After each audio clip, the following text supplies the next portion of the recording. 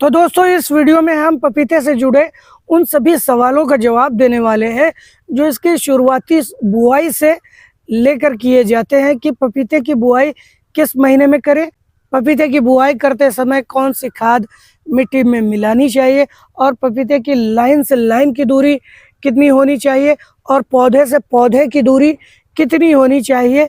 इस तरह के कई सवालों का हम जवाब देने वाले हैं और अगर आप ये वीडियो अंत तक देखते हैं तो आपको पपीते की बुआई से संबंधित कोई और वीडियो देखने की ज़रूरत नहीं पड़ेगी। तो सबसे पहले जो सवाल सबसे ज़्यादा पूछा जाता है कि पपीते की बुआई किस महीने में की जानी चाहिए, तो ये है फरवरी, मार्च और अक्टूबर, नवंबर। पपीते की बुआई के लिए ये समय सबसे अच्छा समय है। वैसे तो आप पपीते की बुआई कभी भी कर सकते हैं, लेकिन पपीते के पेड़ को जो तापमान चाहिए होता है वो इन्हीं महीनों में मिलता है। तो मैं यही सजेस्ट करूंगा कि आप पपीते की जब भी बुआई करें तो इसी मौसम में करें। अब एक सवाल ये रह जाता है कि पपीते की बुआई करते समय पपीते का पौधा किस साइज़ का होना चाहिए।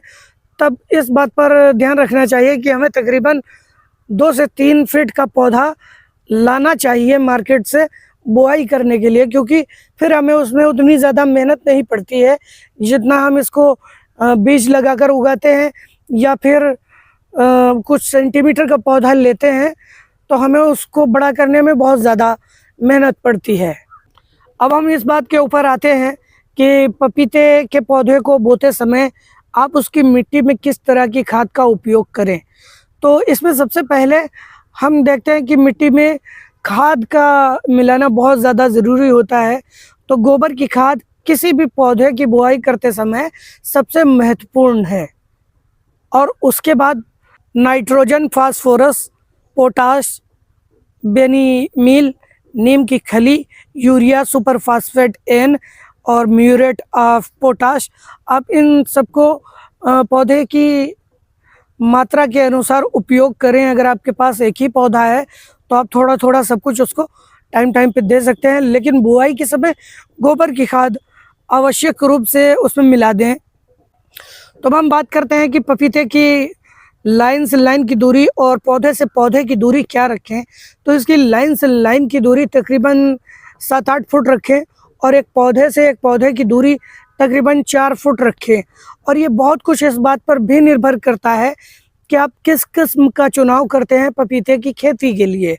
तो अगर आप उन पौधों का चुनाव करते हैं जो पेड़ छोटे होते हैं तब आप उनको थोड़ा नज़दीक रख सकते हैं, और अगर आप उन किस्मों का चुनाव करते हैं जिनका फैलाव ज़्यादा होता है तब आप उनको थोड़ा सा और दूरी को बढ़ा सकते हैं। तो हमें ये उम्मीद है कि हमने पपीते की बुआई से जुड़े हुए जो सवाल हो सकते थे मैंने उन सभी सवालों का जवाब दे दिया है। और अगर अभी आपके मन में कुछ सवाल हैं तो आप कमेंट बॉक्स में वो हमसे पूछ सकते हैं।